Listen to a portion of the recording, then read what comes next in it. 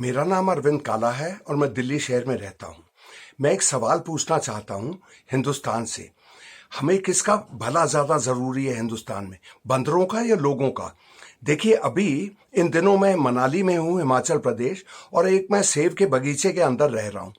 रोज़ सुबह मेरा पड़ोसी जो सभी सेब के बगीचों के का मालिक है, रोज सुबह वो बंदूक लेके निकलता है। उस एयरगन में ना छर्रा होता ना ना गोली होती, लेकिन वो जो फटाक फटाक के करता है, वो वो बंदरों को भगाने के लिए करता है। बंदर आते हैं और रोज वो भगाने के लिए ये करता है। यही नज़ारा पूरे हिंदुस्तान में दिखता है। जहां आप जाइए, खेती या फल वाले वगैरह वगैरह जो फल उगाते हैं, उनका यही लगा रहता है पहरा बंदरों के खिलाफ। देखिए, आज ये लोग मुफलिस लोग हैं, ये बहुत रईस लोग नहीं हैं। आजकल सेब की कीमत, सेब पक रहे हैं, बिक रहे हैं, सेब की कीमत 50 रुपए है किलो। तो फर्ज करिए एक बंदर के झुंड ने एक वो किसान का 500 रुपए का 10 किलो उसने खराब कर दिया, उन्होंने, उस झुंड ने।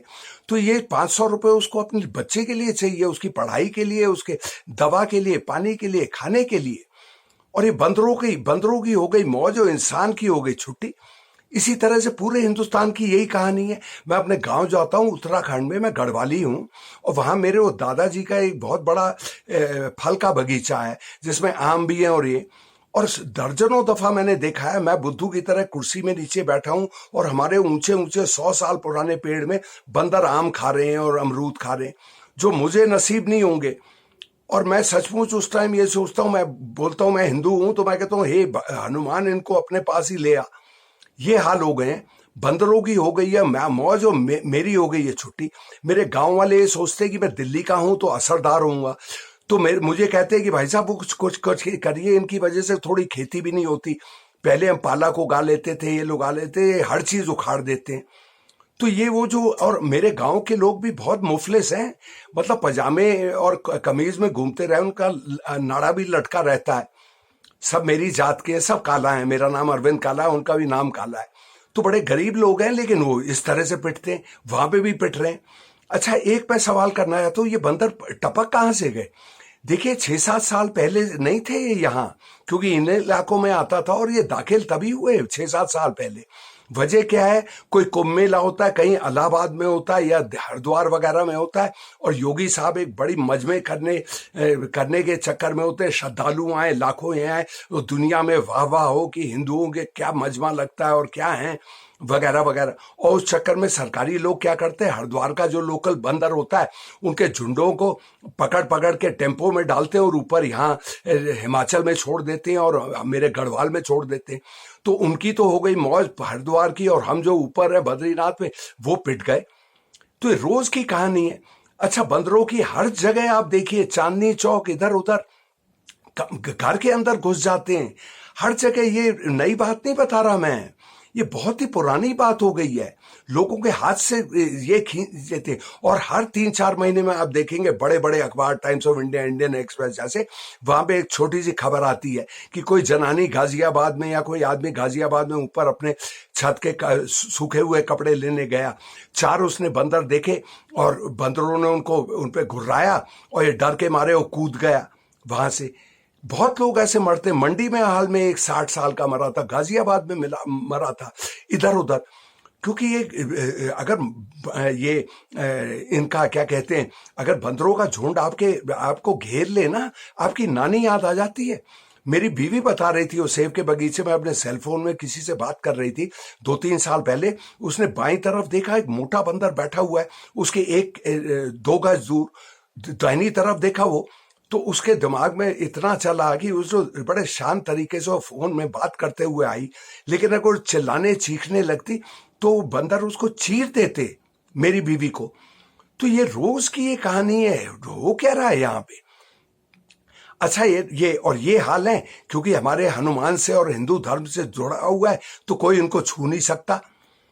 तो ये हिमाचल का किस्सा मैं आपको बताता हूँ।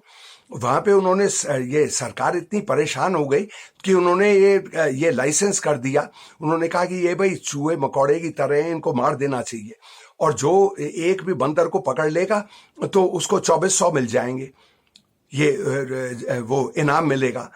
अच्छा, तो वो तो किसी ने पकड़े ही नहीं। अरे हिंदुत्व मोदी साहब के बाद वो हिंदुत्व वाले किसी को पकड़ के मार मार के उसका उसकी चटनी बना देंगे। तूने हमारे हनुमान को पकड़ा, हनुमान को, तो बंदर वो कुछ करते ही नहीं है। फिर वो हिमाचल की सरकार ने कहा कि ये चलो इनको मार देना चाहिए गोली से, तो वहां का हाई कोर्ट हमारे जज कहते हैं नहीं भाई नहीं, ये मार नहीं सकते आप, स्टे ऑर्डर मिल गया। तो अब वो हिमाचल की ही तादाद बंदरों की 2 लाख है, ये सरकार ने ये आंकड़ा दिया था अपनी असेंबली को। तो अगर हिमाचल जैसे छोटे से सूबे में अगर 2 लाख बंदर हैं तो हिंदुस्तान में कितनी ये तादाद होगी इनकी? ये तो हो सकता है लाखों में, मतलब करोड़ों में, किसको नहीं मालूम।